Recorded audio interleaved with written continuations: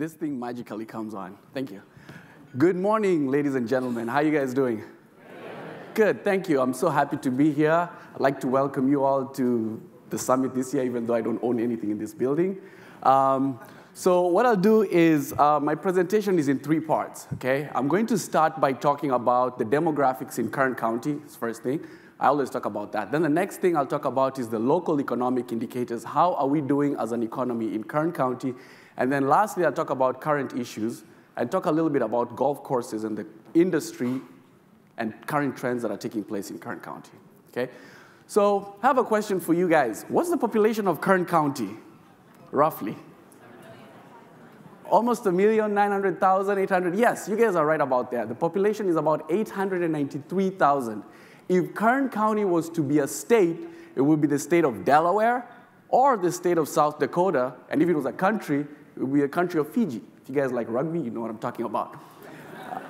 If you look at the age, if you take a bunch of people between the age of 0 and 65 and up, and you break down the population, you'll find that a large population of Kern County residents are between the age of 0 and 18.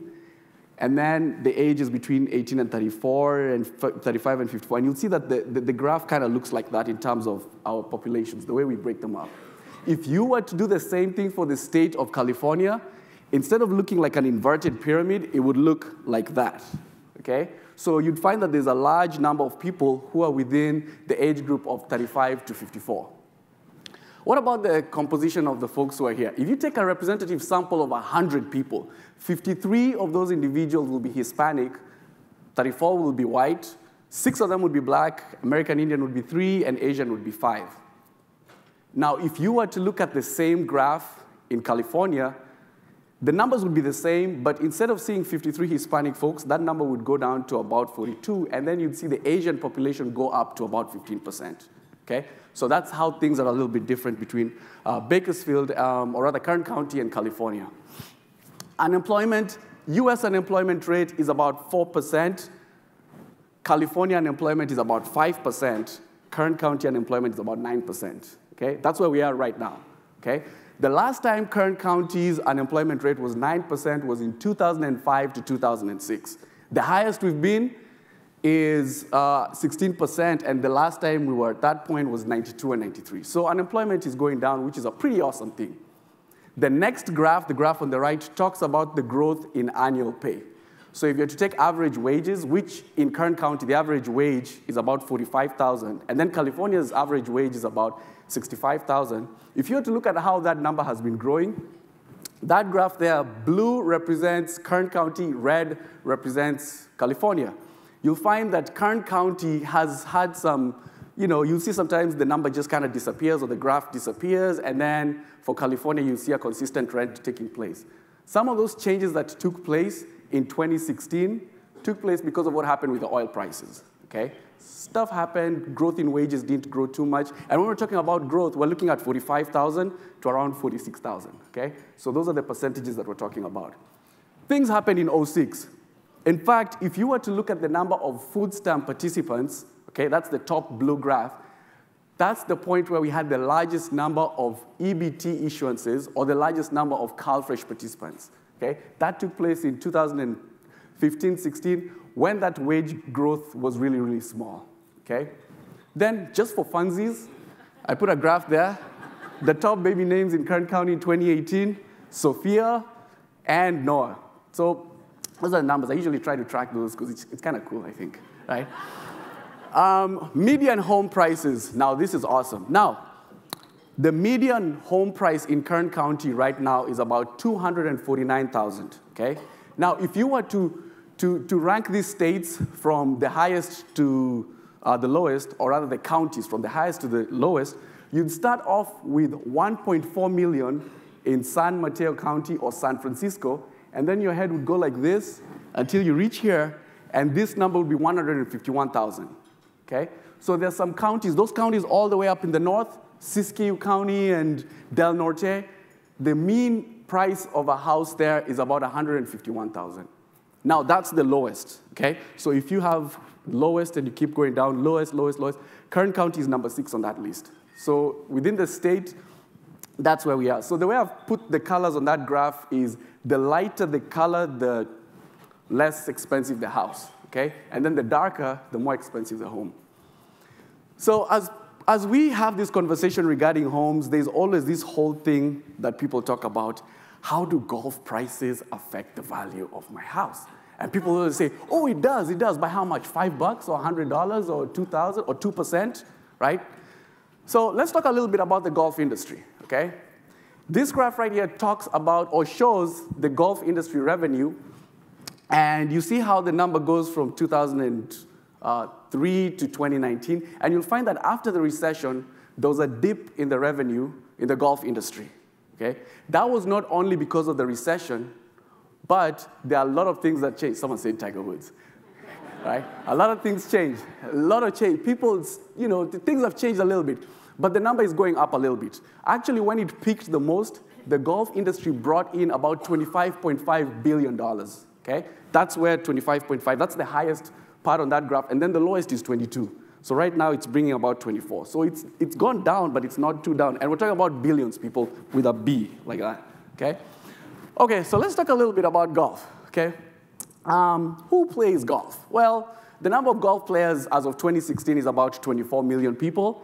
And if you had 4 people walking, right, 4 people playing golf walking, 3 of those would be men and 1 would be a lady, okay?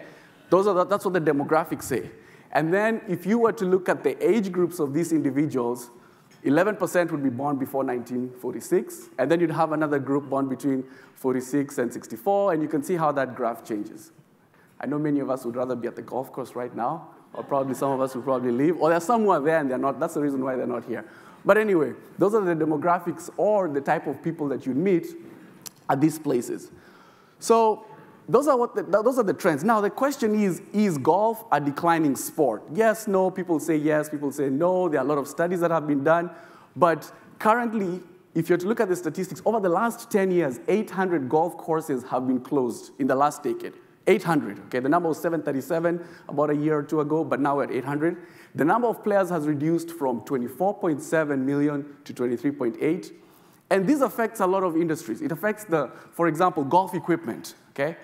When you see a reduction in the number of players, that also affects the number of people who are purchasing this equipment. And stores such as Dick's Sporting Goods are now reducing the amount of space they allocate for retail golf equipment, okay, or for golf equipment. So that has been what the numbers have been nationally, okay, nationally. So what are the challenges? What's happening with golf? Well, the first thing is this: supply outpaced demand, okay? There was a point where when people were building houses, literally, when you build a development, a lot of these builders were putting in a golf course as part of the amenities that they were providing, okay? So a lot of golf courses have been built over the last couple of years. And then also, young players find golf courses or golf clubs to be a little bit too conservative with respect to etiquette, okay? Remember last year I talked about the brewing industry, and a lot of people were my friends. Oh my God, that was the best thing you talked about, beer, right? And I talked about how the millennials were the ones who were driving that industry, right? So we have a similar thing that's happening here, that younger players are not very accustomed to this type of etiquette. They're free people. These guys want to go and play golf, and they don't want to spend 8 hours or 6 hours playing at the golf course. Probably want to go with their families and find a place for these kids to play. So some of those things are kind of getting into the industry. Also, golf is challenging.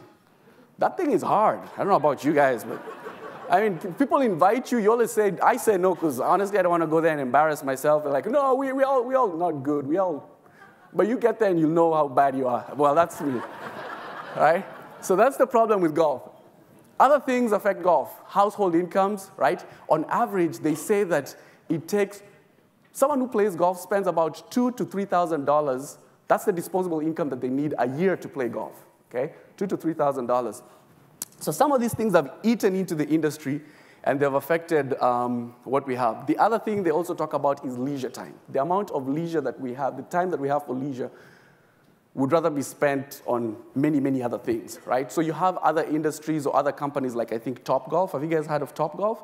Which is pretty awesome, right? So people go there and they spend, you just go there and you hit that thing until you get tired, you sit down and you're good and you go. Well, if you're playing, with people, you have to go, and by the time you get back, the day is gone. Anyway, so some of those things have changed. So the next thing we said is, let's look at Kern County. Now, these were headlines in 2018, okay? Kern Valley Golf Course closed in mid-2018. The future of Sandale Country Club remains unclear. Rio Bravos almost succumbed to closure. I think a bunch of us who live there came in and saved the golf course. Delano Municipal Golf Course had been closed, but it reopened in 2018. And then Horsethief Country Club in Tehachapi has also been going through some issues. Ladies and gentlemen, this is 2018 stuff we're talking about. Today is March, so some of these things are very recent, okay? So we got a group of students together and said, okay, now we need to do a little bit of research and understand what's happening in the golf industry. And one thing that happens when a golf course closes is, first of all, the area loses its recreational activity, right? That's the first thing. Second thing is some golf courses are being replaced with housing developments, okay? Because we're saying they're closing. Okay, when they close, then what happens, okay? Housing developments have been put. Some dog parks have also been put, skate parks, wedding pavilions, or even a cemetery, okay? I mean, this is serious business. It takes a lot of work to change that whole place into something else, okay? The soil has been accustomed to all these chemicals and all this water use, and there's so many things that need to be changed. Other golf courses, I think, like there was an article that came out, Jersey, there are a bunch of golf courses, you just leave them there, okay? And they just sit there, okay? So these are some of the things that happen to golf courses when they close. So the next thing we did is, bam, okay. So the next question we asked was this: how does proximity to a golf course affect the home values in Kern County? Okay, that's a question we asked. And there are many things. First of all, golf courses have advantages and disadvantages, okay? If you have golf course frontage, one of the things that you can see, first, there's accessibility. You can have access to recreation. There's attractive views, right? In fact, there's a study that came out and said that the only thing that offers a better premium or a higher premium than golf courses is actually water frontage, okay? So golf courses are up there, water is up there, but golf courses also provide that. There's also an absence in externalities that come with development. So, having a green view to look at is pretty awesome. And then there are also ecological benefits. But then there are disamenities as well. Traffic, okay? Noise. People play golf, they're there at 6, okay? So if your house is right there, these people, they're there at 6 religiously. So you have these individuals, you have groundwater pollution that's also associated with golf courses.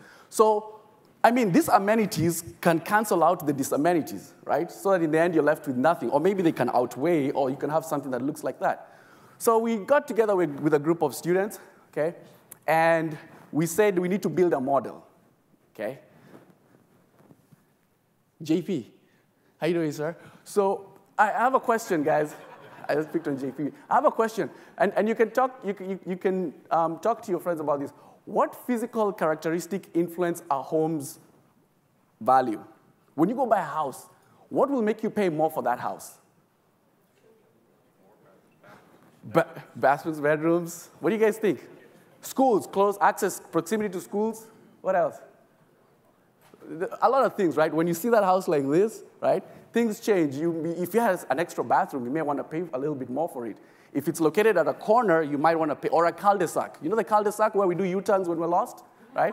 If it's a cul-de-sac, you might want to pay more for it. Or what if it's located next to a cemetery? Is that going to affect the value? Okay.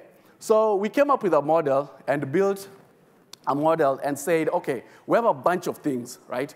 An extra, more bedrooms, more bathrooms. Is it located at a corner, cul-de-sac, cemetery? And then golf course, okay? So let's see how the effect of each one of these little guys affects the value of a house, okay? I put ... there because there are very many other variables that you'd put in this model, but we didn't, just for lack of space. So we collected data, okay? We collected data using multiple listing serving MLS data for 1,693 homes sold in 2018. The median price for these homes was $249,000, and the median size was 1,700 square feet. The median days on market is 39, okay? That's how long. 39 days is on average, or right, the median that it takes to sell a house. The national median is about 64. In places such as, I think, Ocean City, New Jersey, it takes about 161 days.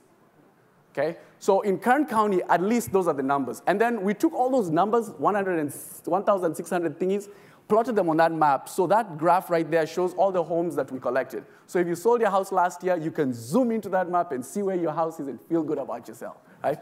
So those are all the homes. So we collected data and then ran our model and found the following results. Each additional room that you have in your house will raise the value by 7.2%. But bathrooms are actually valued more. They'll increase the value of your house by 14%. If your house is located at a cul-de-sac, you know the place, the U-turns, 5%. Golf courses. If your house is located next to a private golf course, it'll raise the value by about 11.7%. And each mile you are away from a golf course lowers the value of your house by 1.63%. Okay? That's using this data that we had. So those are the findings that we got. So we took these findings and said, let's compare these numbers with what we have. Now, this was a group of students who worked on this. Maybe some of them are here. I don't know about this. But we collected all these data and then said, let's compare. Let's see what our findings are with regards to other studies. And you'll find that the others, you know, you'll see that places like San Diego and San Antonio, the number ranges from 7 to 39%. Okay? But these studies are all different, okay? Because you could be looking at a private golf course, a public golf course. You could be looking at a golf and country club. All those numbers, they change the value. So things that don't affect home prices in Kern County, a cemetery, okay? If your house is located by the corner, that doesn't affect the value of your house. What else? Parks or days on market. That doesn't affect the value of your house. Actually, my house is anyway, it's okay. That's useless, right? Okay, so the other thing is this. So we say, let's look at how characteristics in a house affect the neighboring house's value, okay? We know that sometimes we have a house that looks gorgeous, has beautiful trees.